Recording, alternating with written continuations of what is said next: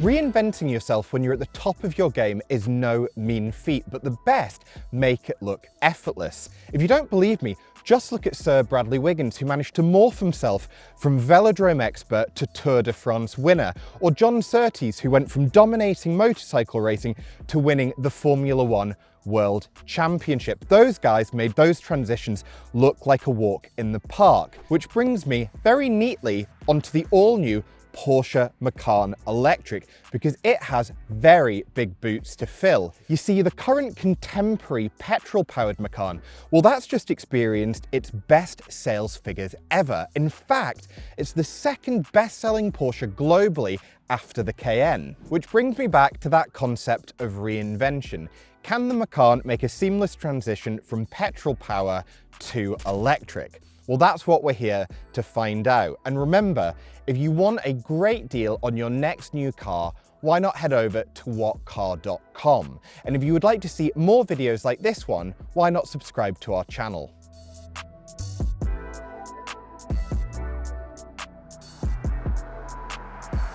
Now, looks are subjective, so we'll leave it to you to decide if you think this thing looks better than its petrol-powered counterpart. But personally, I think it looks a lot better in the metal than it does in pictures, so make of that what you will. But if we start at the front and have a look at the design details, when the car is on, the first thing you'll probably notice is that it gets Porsche's distinctive 4-dot daytime running lights.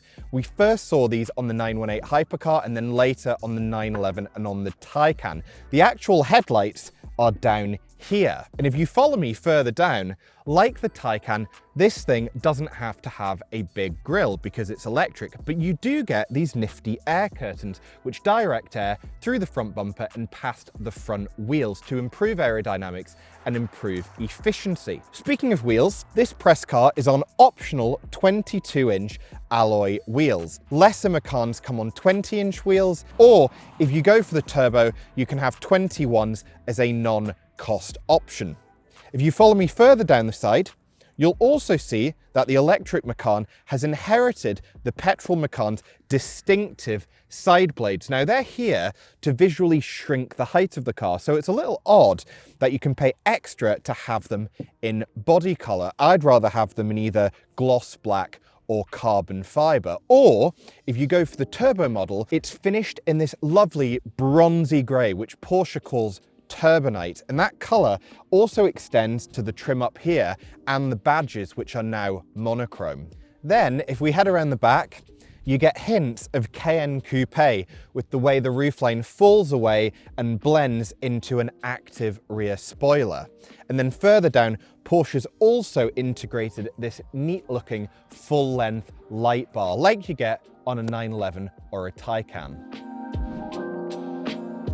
If you've ever sat in a Taycan, the interior of the new Macan Electric will feel very familiar. You can get sat really nice and low behind the steering wheel, which is exactly what you want in a sporty SUV. And there's loads of adjustment in the steering column itself and in the seat, so you can find that optimum driving position. You also feel very enveloped in here because of a high dashboard, a high window line, and a raised center console, on which you will find physical rocker switches for the climate control. We massively prefer that to having buttons located in the infotainment system like they are on a lot of other rivals. In front of me, I have a 12.6-inch curved display, which shows me as a default 3 separate dials inspired by the 911, but those dials are configurable and they can show you everything from your media to your current range to your trip computer to even a G meter. Or if you want the entire thing to just show you navigation, you can program it to do that as well. It's ultimately up to you. Meanwhile, in the center, we have a familiar looking 10.9-inch infotainment screen that looks very similar to what we've seen for years in the Cayenne, 911 and Taycan. However, this thing has now got Android tech baked into it, so it feels a lot faster and more responsive than the Porsche systems we've used in the past.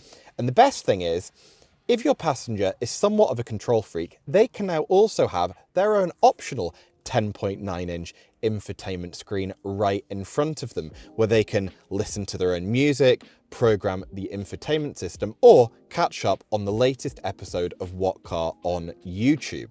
Now, if that last bit sounds a bit distracting, you don't need to worry, because that thing has been coated in a film which makes it bi-directional. So when I look over at my passenger watching a YouTube video, I can't see anything at all. It's just a blank screen. It's a really neat bit of tech.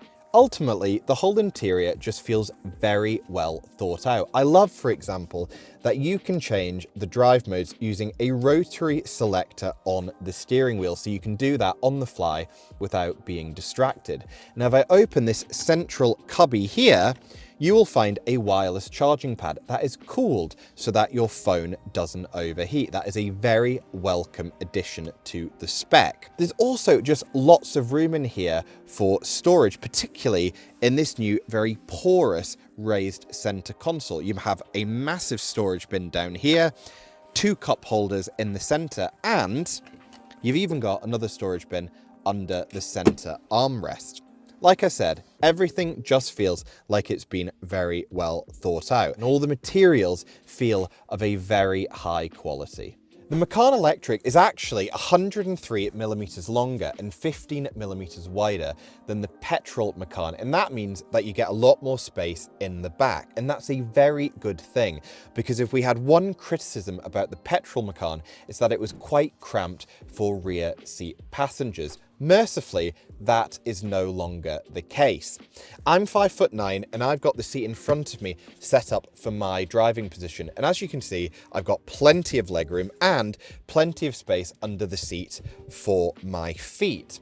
And despite the fact that this car has a roof that is 3 millimeters lower than the petrol Macan, the seats themselves have also moved 15 millimeters lower. And that means that if I sit back, I still have enough headroom, even with this optional panoramic roof fitted. Without it, I would have even more headroom. Sadly, the seats, unlike in the Cayenne, don't do anything particularly clever. They don't slide or recline, they're fixed in place. However, they do split in a handy 40-20-40 ratio, which means that we can drop the center section and carry a pair of skis or any longer items while still having 2 passengers in the rear. That's very handy. As for the boot, you get a very respectable 540 litres. In fact, it's bigger than what you get in the closely related Audi Q6 e-tron, a BMW iX3 and the Hyundai Ioniq 5N. However, if you go for a turbo model or you specify one of the optional upgraded sound systems on a lesser Macan, you do lose 60 litres of underfloor space. And that's because if I lift this up, you will see that there is a subwoofer in there. That said, if you are something of an audiophile, we wouldn't let that put you off going for the turbo or optioning one of those sound systems, because like the Taycan, this thing gets a front boot that is big enough for your charging cables and a carry-on bag. Currently, there are 4 models available. You've got the entry-level rear-wheel drive Macan, the 4-wheel drive 4, the sportier 4S, and then the turbo, which we have here. And no, before you say it, the turbo does not have a turbocharger. It is simply what Porsche calls its fastest models. Now, all Macans get the same 95 kilowatt-hour battery, but because the entry-level car makes do with a single rear-mounted motor, it's the lightest Macan and therefore the most efficient, with the greatest claimed official range of 398 miles. Just don't expect it to be blisteringly quick. That rear motor produces 355 brake horsepower, which is good enough for a claimed 0 to 62 mile an hour time of 5.7 seconds. Brisk, but not ballistic. That's why we can see many people being tempted to step up to the 4-wheel drive 4 or 4S, because the 4 gets a very healthy 401 brake horsepower and a claimed 0 to 62 mile an hour time of 5.1 seconds, whereas the 4S gets even more power, 442 brake horsepower to be exact, knocking a second from the claimed 62 time. But if that's not quick enough for you, then you'll want to step up again to the turbo. Now, the turbo is a serious bit of kit. Most of the time, it produces around 580 brake horsepower, but if you activate launch control, it produces a whopping 630 brake horsepower. So it'd be remiss if we didn't give it a go, right? To activate launch control, all you have to do is select Sport Plus mode, which is the most aggressive driving mode available to you. Come to a stop, hold the car on the brake, full throttle with your right foot, let go of the brake, and hold on as it rockets you to 60 miles an hour in an official 3.3 seconds. Although, from behind the steering wheel, I have to admit, that figure seems quite conservative. But then again, lots of electric sports SUVs are quick. The Lotus Electra R, for example, has an official 0 to 60 mile an hour time that dips below 3 seconds. What you really want to know, and what we really want to know, is has Porsche designed an electric sports SUV that is genuinely engaging and fun to drive? Well, you don't have to spend long behind the wheel to find out. The steering, for starters, is spot on. It's quick, well-weighted, and it actually delivers a good amount of feedback, allowing you to really lean on the front end when driving quickly. But more importantly, the whole car has a lovely balance front to rear. So rather than the front end starting to push wide when you're carrying a lot of speed, a bit like it does in a Lotus Electra or a Polestar 4, this thing actually rotates a little bit when you get on the power. And not only is that fun, but it also just feels like you have more control over what the car's doing when you're driving quickly. And that gives you a lot of confidence. This press car has also been fitted with optional rear wheel steering, and that makes this thing feel very agile at lower speeds. And that's because the wheels actually turn at lower speeds in the opposite direction to the front wheels, aiding agility and shortening the turning circle. But at higher speeds, they turn in the same direction as the front wheels to aid stability. Further praise should also be heaped on the brakes, because they actually deliver a lot of feel by EV standards. And that's because Porsche has done a really good job of blending the regen in with the physical discs. And that allows you to modulate the brakes really easily when driving quickly or even around town. But arguably, the best thing about the electric Macan is its duality. Now, we should point out we've only driven it on air suspension, which is actually an option on every other Macan aside from the turbo, and it delivers absolutely outstanding body control. You can bomb down a country road without feeling like you're being thrown about, and yet around town it delivers a relatively plush ride. However, it must be said, we would avoid the optional 22-inch wheels fitted to this press car, because they do tend to thump over potholes and raised sections of ironwork, and they also drum up a bit of road noise. We've tested Macans on the international launch on smaller wheels, and they definitely generated a lot less road noise. But all Macans, it must be said, generate very little wind noise, and that is a good thing, because even this turbo, with all its power, has a very impressive 367 mile range. So you might find yourself spending a lot of time behind the wheel. The Macan can charge at speeds of up to 270 kilowatts, which means in ideal conditions, you can get a 10 to 80% charge in just 20 minutes. But even if you can only find a 150 kilowatt charger, you can still get that 10 to 80% charge in just over half an hour.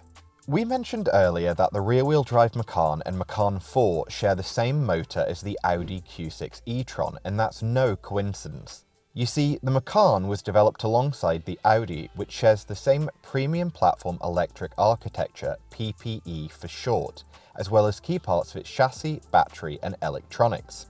As such, the Macan rear-wheel drive in 4 counts the Q6 as a close rival, while the Macan Turbo is aimed squarely at the SQ6. The Macan's broad pricing strategy and wide range of power outputs also sees it up against the plush but polarizing Polestar 4, and the larger but less live Lotus Electra. When the Taycan was introduced, it set a new benchmark for handling and driver enjoyment amongst electric performance cars. But the electric Macan was always going to have a harder time standing out in the well-established electric SUV category, which arguably makes it all the more impressive that this thing makes every other electric sports SUV look a little second-rate. And better yet, this thing is more rounded than its petrol-powered counterpart. It's faster, it's more comfortable, and it's more practical. So are there any downsides? Well, being a Porsche, it's not exactly cheap. An entry-level rear-wheel drive Macan starts at around £67,000, whereas the turbo we've got here, that starts at £95,000. And you'll inevitably end up ticking a few boxes on the options list, adding thousands to the list price. However, you can rest assured that no matter which Macan you go for, you will be getting one of the sharpest driving electric sports SUVs currently on the market.